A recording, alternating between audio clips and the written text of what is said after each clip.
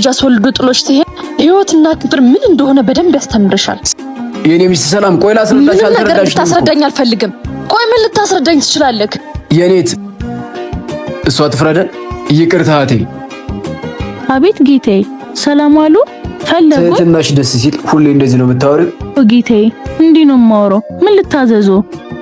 አየሽ አይደለ ሴት ልጅ እንዴት እንደምታወራ ስነ ስርዓቷን እንኳን ተመልከች።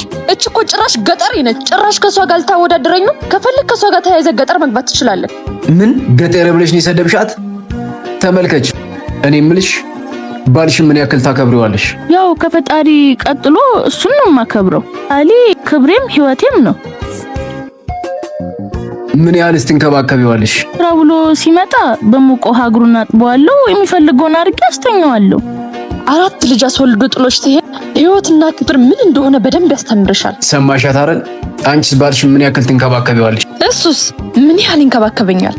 አንቺስ ባልሽ ምን ያክል ታከብሪዋለሽ? እሱስ ምን ያህል ያከብረኛል?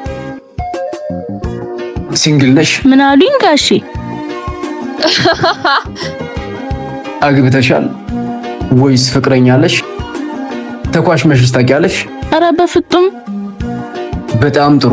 እሷን ፈትቼ አንቺን አግብቼ ገጠር ነው የምገባው። ነይ። እኔን በገጠር የቀየርከኝ አንተ ራሱ ገጠር ነህ። ገጠር ግባ ይሻልሃል እሱ